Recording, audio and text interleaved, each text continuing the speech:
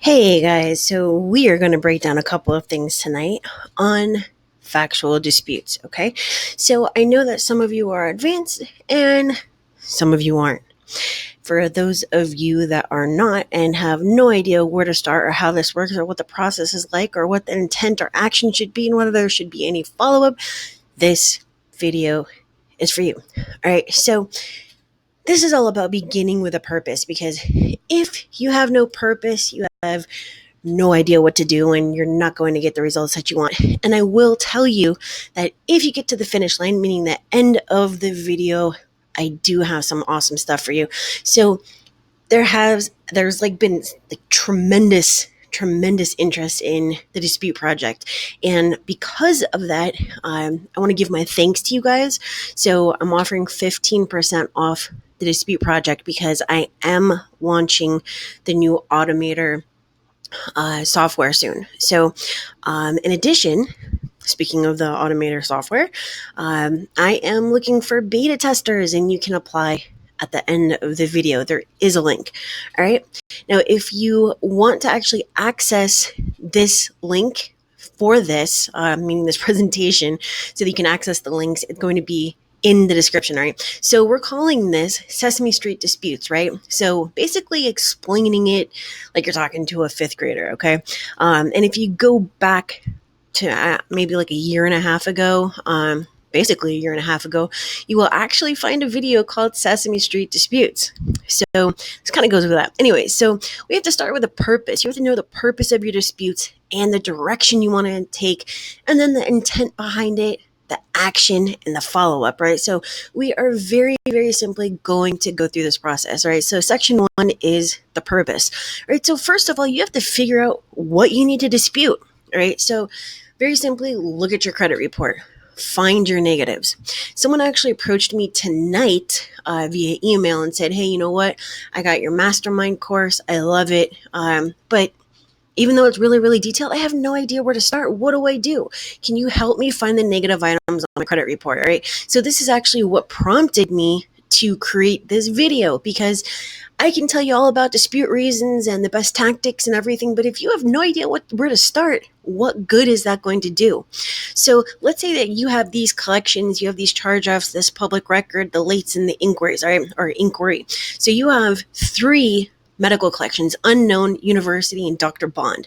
Your charge-offs are Capital One, Discover, and Credit One. Your public records, it's just a regular bankruptcy. You have late payments on Macy's and Navy Federal, and then you have 1 inquiry, all right, with Navy Federal. This is basically the scenario that we're dealing with for this presentation, all right? So once you figure out what the negative items are, and you do want to like chart them, right? You want to keep track of them.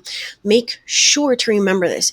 You do not need to dispute everything. Let me repeat that. You do not need to dispute everything, okay? So you need to focus on what's going to raise your score the highest by removing or correcting your negative items, right? So the end result should not be that you want this beautiful credit file with, like absolutely no blemishes, okay? It should just be well-rounded with a great score. All right, so basically that means that you don't have to go and remove every single little negative item, all right? All we want to do is focus on the priorities, okay? So let's prioritize. So the most important thing here is the bankruptcy, right?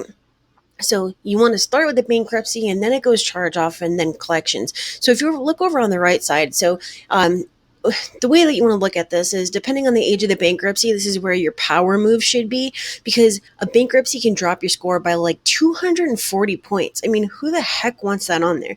Now, just remember, the older it is, the less it hurts you, all right? So going to charge-offs, your charge-offs would be the next in line on the importance scale, and your next best line of defense would be against these quote unquote invaders. All right. So I've seen charge off removals increase credit scores by over 200 points.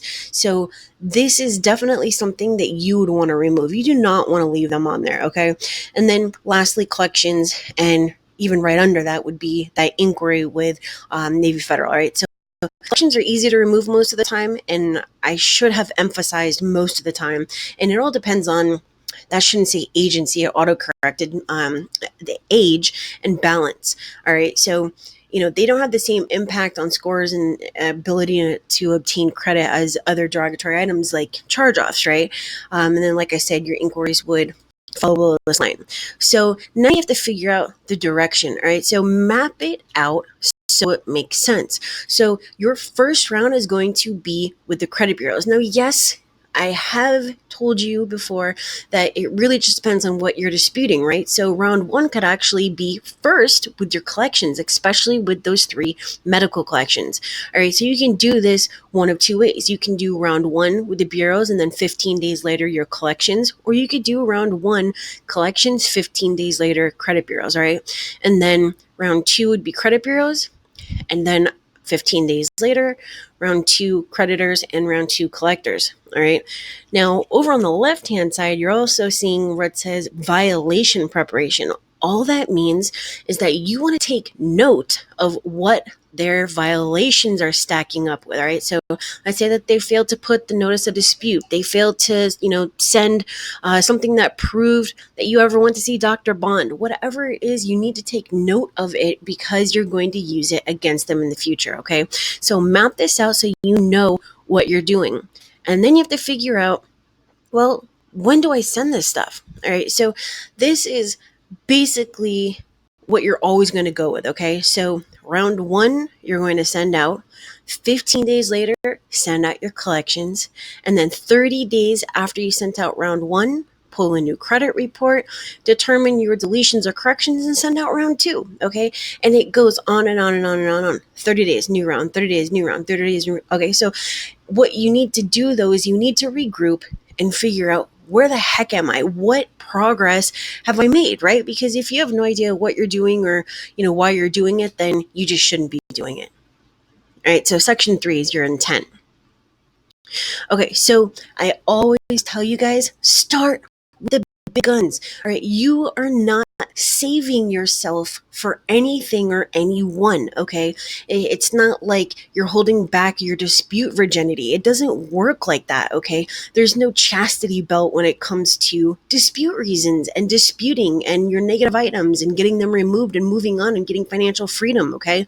So this is what you want to do. And you can go and find the hierarchy using the link on the next page. But for the bankruptcy, start with the court name and the filing date. All right. So we're going top to bottom, left to right, top to bottom. Then you're going to go with what I call the comparison. So let's just say that, they said it was verified as accurate. How the heck did you verify it as accurate when, there's 3 bureaus reporting 3 different court names and 2 different filing dates? How the heck does that make any sense? And your third round could be the method of verification. So if I'm not telling you to send me a petition, and I'm not telling you to contact the court, and I'm not telling you to do this down the third, and I didn't go and block LexisNexis because I didn't need to, then how did you verify this is accurate when I'm proving to you that there are 3 different listings for the same account? That doesn't make any sense. There's no way for you to verify this is accurate. You're telling me that every single one of you said that your information was correct? Like, how does that even make any sense? Use logic with this, okay, guys? Now, for charge-offs, date of last activity, then the missing notice of dispute, which is required, okay? Then you can just go down the hierarchy. That's why it says DOLP hierarchy, okay? So date of last payment, or go down the hierarchy starting at the top, going down to the bottom. You can find the hierarchy at expertcreditsweeps.com/hierarchy. The collections, go after it for being unknown if it's a third-party collection, okay? Where's the signature? Where's the proof that I ever went to, University Hospital, or that, I went to go see Dr. Bond, all right? So your next round could just be, you didn't furnish anything. Now this is a violation pursuant to section 609. And your third round would be false reporting. For the late payment, this one's really easy. I wasn't late. You need to prove it or you need to lose it, all right? So your third round would very simply be, what the heck was your method of verification? Now, these are the important things I want you to remember. Like I said, don't save yourself. When it comes to disputing, there's no such thing as saving yourself for later, okay? You need to come you need to come at them with the biggest and baddest stuff you have right off the rip, right from jump, okay? Hierarchy. Like I said, you can go and get the hierarchy at expertcreditsweeps.com/hierarchy. This is very important to understand and will guide you through the dispute process, all right? So now overkill. One of the biggest mistakes I made in the beginning was sending all of my letters with all the inaccuracies that I found for each account, like all in one letter, right? So it would say like capital one, the balance, the monthly payment, the blah, blah, blah. There'd be like 5 reasons on there. It's totally unnecessary. And I ran out of dispute reasons quickly and found myself grasping at straws. Don't do it, okay? You can learn from my mistakes. All right, so make it make sense, okay? So if your dispute reasons don't make sense with the info on your credit report, it won't make sense to the bureaus, and you'll end up with the whole we don't understand the nature of your dispute type of thing. You definitely want to use the facts directly off your credit report. All right, so section 4 is action, okay? So where are we at here? So first we went over the purpose, then the direction, then the intent, and now we're at action. So the cycle, your dispute cycle is going to be the same, like literally the same exact cycle for each and every dispute round without fail. So this part should be really easy for you to understand. So you're going to send out your disputes, right? My recommendation is put 1 day between the bureaus. All right, you're going to wait your 30 days, and yep, it's a whole 30, okay? And I'm going to tell you why. Compare for results and redispute, all right? So you're going to compare against your prior report, and then you're going to create new disputes and send them out, all right? So these are the action notes on this. Waiting too long between rounds can actually hinder the process, all right? So you don't want to go like 2 years and only send out 3 rounds of disputes. Don't do it, all right? You need to just keep on firing at the bureaus, okay? And yes, I see a typo on there. My bad. So, I mean, are you... And we'll just put it this way, okay? So you go and shoot the enemy, right? Are you gonna go and like only expend 1 bullet and go check to see if you got a headshot or like a chest shot or whatever? No, dude, you're going to empty that clip into them, okay? Don't go and walk over and see if they're dead, kick them in the side. Don't do it. Just keep on firing one after another. 1, 30 days, 2, 30 days, 3, 30 days, 4, 30, you get what I'm saying? Like just on and on and on. You can also add in your collection letters, your creditor letters, your complaints, yada, yada, yada, right? Now, another important thing that probably went with the intent is never use the same dispute reason twice, okay? So now, and maybe this isn't really grasping at straws, but you do have a workaround, okay? You can restate a prior reason by rephrasing it as something like, why didn't you? Or how was it possible? Or you didn't, so now, okay? And don't send middle of the month disputes. This will be considered as quote unquote additional information. And yes, I see a typo, they'll tack on 15 days. So now instead of 30 days, you're at 45, all right? So now what do you do? Okay. If you don't succeed, try again. All right. So guys, this isn't magic. Okay. There's no crystal ball. There's no way to force them to do anything. So if something doesn't work, learn and adjust and do it again a different way. All right. And don't succumb to the whole stall scare tactic type thing. All right. The whole we will not reinvestigate. We do not understand the nature of your dispute unless you have documentation from the original creditor. We don't have your proof of identity. Just so on and so forth, right? These are straight up lies and stall or scare tactics, okay? And you can go to my knowledge base at support.expertcreditsweeps.com and read more about that, all right? And just remember, simple does it, okay? If you're a part of the ever-evolving movement of lawyer speakers, stop it. Go and check out my videos on dispute reasons, all right? So now, if you're trying to figure out, who's who or, what, basically the credit bureaus are the main ones you're disputing with, okay? These are where most of your deletions are going to come from, okay? Especially for non-collection items. Now, the collector, these are the dudes you dispute using the VOD series. So unless they're a debt buyer or other type of non-third party collector. Okay, now the creditor, they're the ones that had the original account with. Okay, so a direct dispute with them would be something like, in the form of like a 623 letter, and you can go and look that up online and you can get a template there.